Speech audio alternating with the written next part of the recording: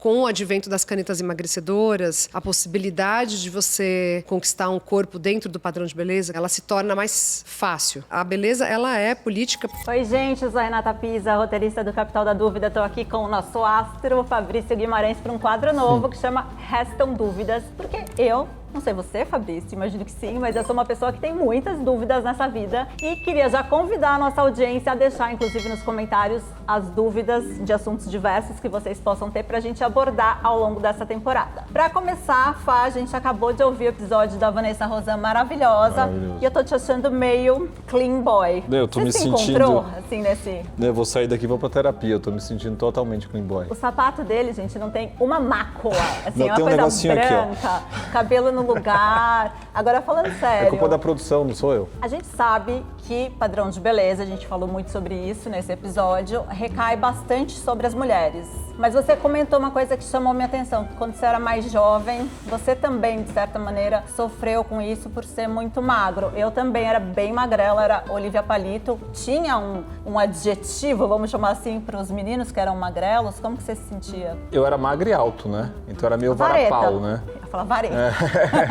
Mas eu me identifiquei muito com o que ela falou, assim, porque realmente, eu acho que... E parece que na juventude tem uma coisa mais... Tem um lugar meio do bullying, né? Talvez, ali, uma coisa meio ruim, sem... A gente tá buscando pertencimento, né? Exato. Aprovação. É mais a coisa do apelido e, obviamente, você vai vendo, né, os padrões acontecendo e isso acho que é muito fácil te levar para um lugar ruim. Acho que no meu caso isso não aconteceu, mas eu sentia, assim, que estava fora do padrão. Foi curioso que ela falou da dinâmica do autoconhecimento, porque eu relaciono muito o autoconhecimento com maturidade. Você precisa de vivência. Quando você vai ficando mais emocionalmente, a maturidade vem, existe um estofo emocional que sustenta que você possa atravessar por angústias, dores, medos com mais recheio. Você tem recurso. Eu sempre... Zoeira, né? Eu lembro que eu era apaixonadinho por uma menina... Zoeira, vocês viram o que ele disse, né, gente? Não levando a sério o nosso quadro. É porque já que a gente vai entrar na intimidade. Eu lembro que eu era apaixonadinho por uma menina e ela era 7 anos mais velha. E aí, quando eu fui lá fazer meu approach, ela falou, mas você é muito novo. Eu falei, mas eu sou maduro.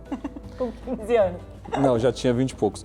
Mas, e foi muito bom isso, porque assim, deu certo, né? E ao longo do relacionamento eu fui entendendo que sim, eu era maduro, mas eu não tinha experiência. E eu acho que hoje essa relação com a beleza e esse lugar de ter mais consciência do que em mim, de quem eu sou, e aí obviamente externar isso com uma capacidade de se bancar, vem desse lugar da maturidade. Então, acho que eu tive sorte de passar bem por esse lugar, por essa adolescência, do varapau, mas eu acho que só hoje, de fato, eu consolido isso com mais coragem. Então, vou pegar esse gancho para dar uma dica analógica, que é de Nelson Rodrigues, jovem, envelheçam, porque é bom envelhecer, dá um pouquinho de maturidade. Outro ponto que eu achei muito interessante dessa conversa foi sobre o nariz. O que acontece é que quando você vai tentar se encaixar no padrão de beleza, uma das primeiras coisas que tá no centro do seu rosto, tá projetado pra frente, é o nariz. Ele é o abre-alas. Ele é aquilo que demarca muito uma etnia, uma raça e vai deixar muito claro que você tá fora. Eu não sei você, mas eu já quis fazer rinoplastia, porque minha irmã tem o nariz perfeito, minha filha também, e o meu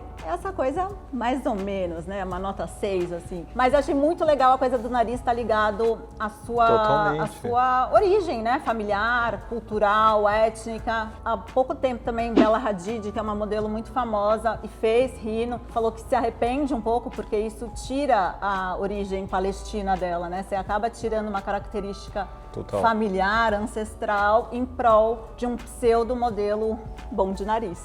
Assim, no meu caso é total família, tanto que, tipo, quando a bebê é mulher, todo mundo já fala, nossa, ela vai ter esse nariz. Eu achei curioso ela falar do quanto que, de fato, isso se distorce na relação das câmeras, né, da dinâmica que acontece nas videoconferências, de como isso também ganha uma proporção que talvez não é tão real assim. Foi muito legal ouvir da relação cultural. Eu até fiquei com uma sensação de que se você pacifica isso, talvez até vire um objeto ou uma característica de orgulho sua, né?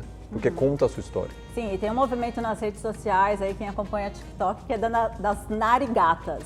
Que é você deixar o seu nariz, fazer as pazes com ele, porque vira também um diferencial. Acho que um pouco desse papo fica um pouco esse residual de que se todo mundo vai ter a mesma cara, vai começar a ser legal também ser diferente. E o ser diferente, nesse caso, é talvez não fazer tanto procedimento, né? De novo, a Vanessa deixou isso bem claro, a gente não é contra nenhum tipo de procedimento, acho que a pessoa tem que se sentir bem. Total. Mas talvez fique aí a dica para ser um diferencial, né? Você usar isso como uma assinatura sua mesmo. Eu acho que dá para experimentar um pouco, talvez, né? Porque também eu acho que eu aprendi bastante na fala dela. Talvez tenha um lugar de velocidade nesse processo, que se você controla, talvez você consiga tomar decisões que vão fazendo mais sentido dentro do que você vai escolhendo e da forma como você vai fazendo a sua beleza acontecer no mundo, sabe? Então, né, às vezes não ir só na emoção ou não ir só na decisão de primeiro momento, entender mais, conversar com pessoas, pegar opinião, né, ouvir um pouco mais, também acho que pode ser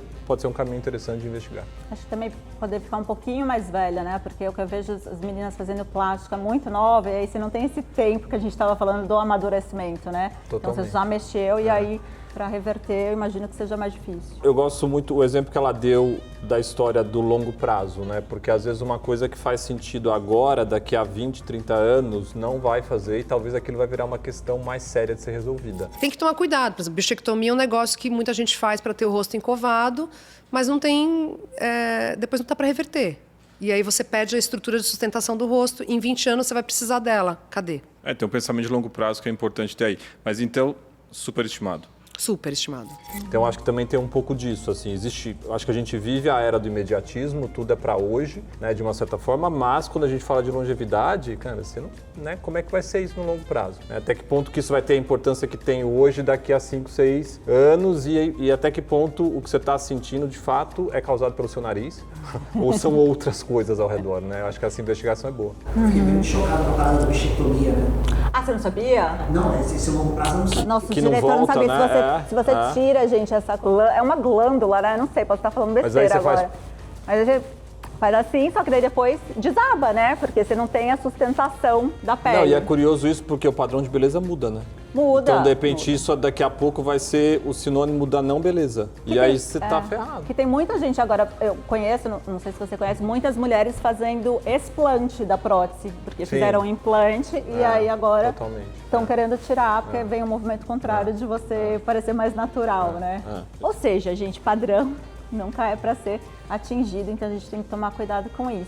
Outra coisa que chamou minha atenção foi a questão da indústria do wellness. Acho assim, principalmente, de novo, para as mulheres, a gente teve ali na pandemia um pouco mais de conversa sobre a importância de você ter um tempo para si mesma, para você se cuidar, não cuidar só dos outros, né? Mulheres estão muito colocadas nesse lugar da cuidadora. E aí, rapidamente, também a indústria capturou esse discurso para transformar isso numa nova obsessão, né? Então você tem que seguir 300 rituais e ter 300 tipos de produto para conseguir ser a sua melhor versão. O que você acha disso tudo? Qual que é o lado bom da indústria de wellness e quando que a gente tem que ligar, talvez, aí o alerta vermelho? Eu sempre penso um pouco nessas grandes tendências como um pêndulo, sabe? Eu acho que a história sempre vem numa velocidade e ela vai muito para um lado, vai muito para o outro e depois o equilíbrio vai acontecendo. Então, eu gosto de olhar para o que está acontecendo com essa ótica, assim, com essa perspectiva, porque eu acho que ajuda a dimensionar o que de fato é ciência e o que de fato é entretenimento.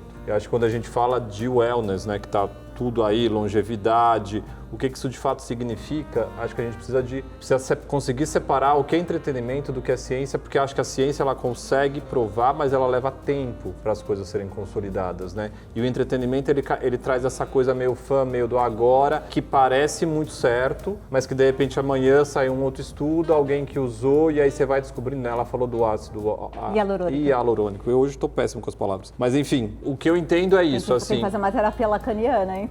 Eu vou ter que fazer a coisa do Lux... Não, Look Maxing.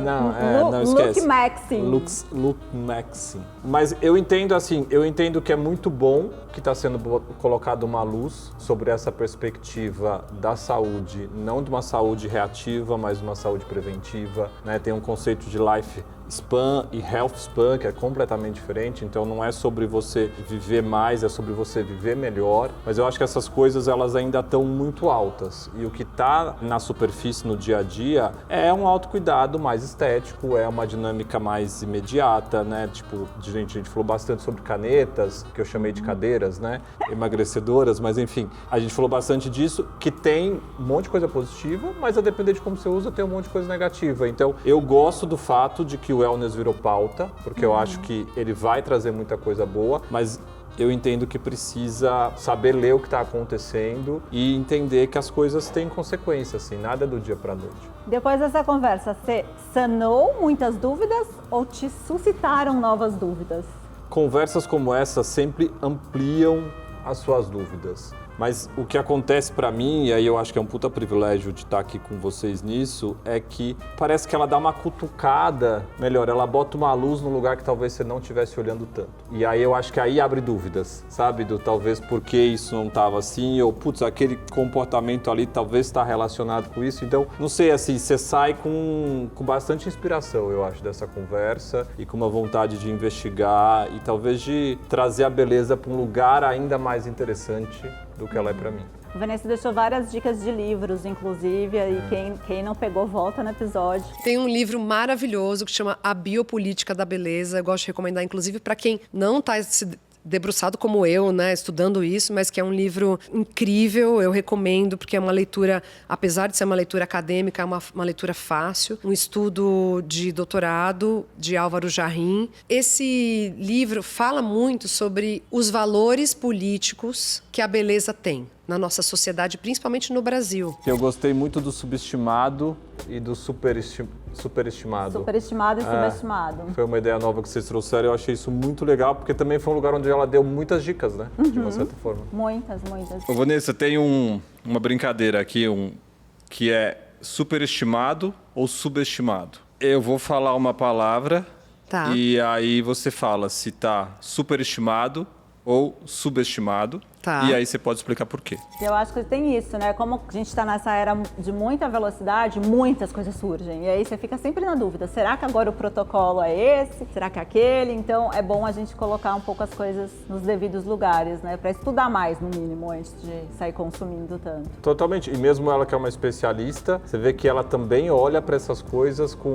Deixa eu entender mais, né? Então acho que essa também é uma dica de comportamento interessante, talvez que dê para puxar mais para a próxima. Pra gente terminar, eu poderia ficar aqui horas, mas acho que a gente tem que terminar. Vanessa deixou 3 dicas de beleza, que se minha memória não me trair, era terapia, ó, o diretor sobrando, terapia, skincare e musculação, que é uma coisa também que eu descobri recentemente e que realmente muda a vida. Quais são as suas 3 dicas para ter uma vida mais bela? Vamos falar de vida bela, não só de beleza. Sustentação de beleza que você tem que ter é terapia, skincare e musculação. Eu super concordo com ela, mas uma coisa que me conecta muito é a meditação. Eu acho que ajuda muito a dar uma limpada. A escrita. E ela falou de musculação, mas para mim é o esporte. Tipo, às vezes a caminhada, às vezes a corrida, às vezes a bike, a dança, né, que soma no quarto. Esse lugar que você consegue respirar, sentir a vida e deixar a sua mente limpa,